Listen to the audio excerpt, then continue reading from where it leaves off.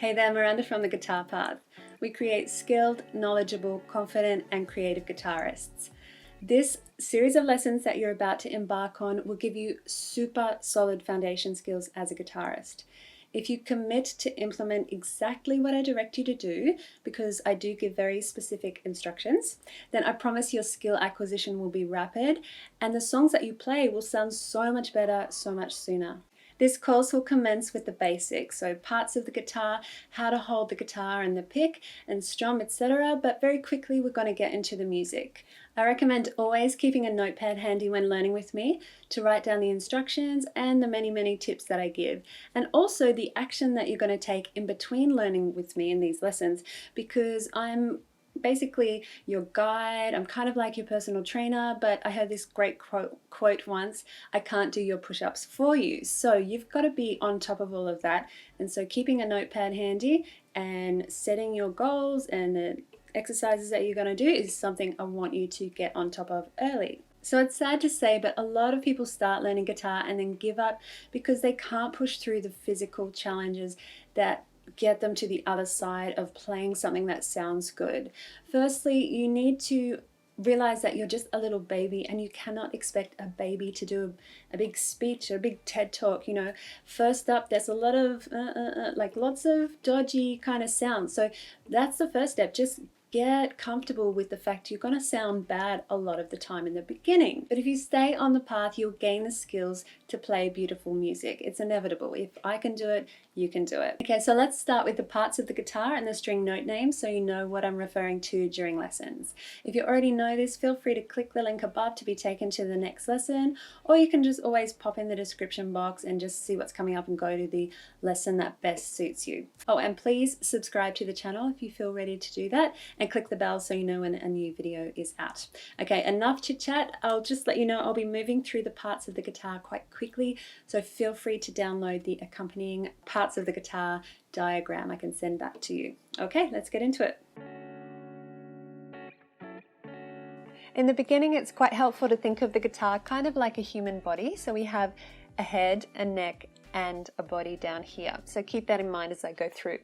So first up, we have the headstock of the guitar, the headstock, which houses the tuning pegs, which we will twist to make adjustments to the notes or the pitch of the strings. Then we have the nut, this white thing here, and the nut just has little slots in it which the strings sit in to secure them. Then we come to the neck of the guitar, and on top we refer to this bit as the fretboard because it houses the fret wires, otherwise known as frets. So they're those silver things running vertically here. So that's the first fret, second, third, fourth, fifth, etc. So if I said to you, put your first finger at the 5th fret or in the 5th fret or on the 5th fret, you'd go 1, 2, 3, 4, 5, and then you'd place your finger just to the left of that fret wire. So you could count up, or if you're lucky, your guitar will have fret markers or fretboard markers, which are little dots here on top, or you can see them on the front as well. So my guitar has fret markers at the 5th, 7th, 9th, and 12th fret. On a gypsy jazz guitar, be wary because your dot, instead of being at the 9th fret, it'll be at the 10th. Okay, moving on, we have the body of the guitar. Then we have the sound hole here.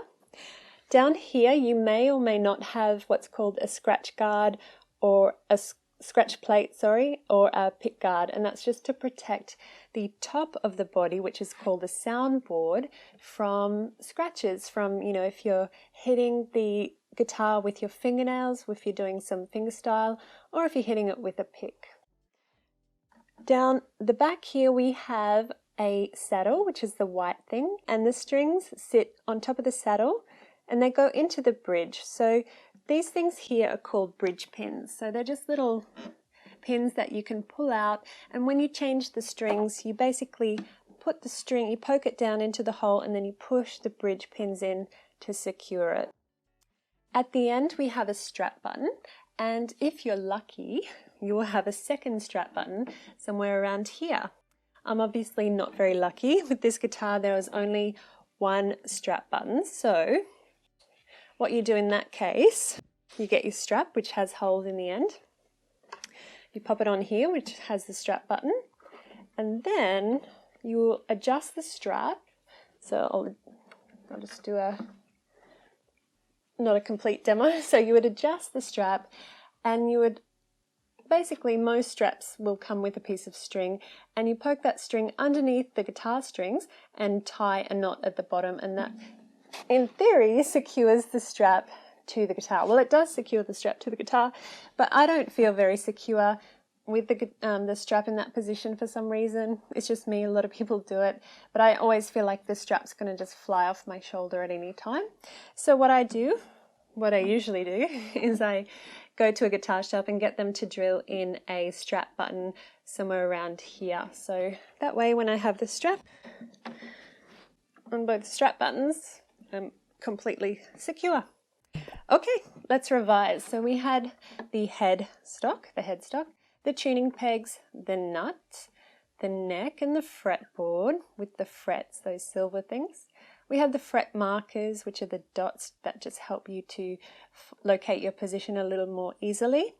We have the body of the guitar and the sound hole, the scratch plate or pickguard down here. We have the saddle, the bridge, which is the wooden thing, the bridge pins, the strap button, and of course the strings. So in this direction the strings are 1st, 2nd, 3rd, 4th, 5th, 6th, and if you remember the nasty story, Eddie ate dynamite, good by Eddie, that will help you to remember the notes of the strings, which are E, A, D, G, B, E.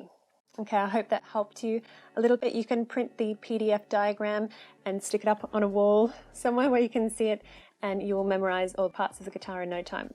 Thanks for watching, guys. Make sure to subscribe and click the bell so you know when I've got a new video out. And I'll see you in the next one, which is how to hold the guitar.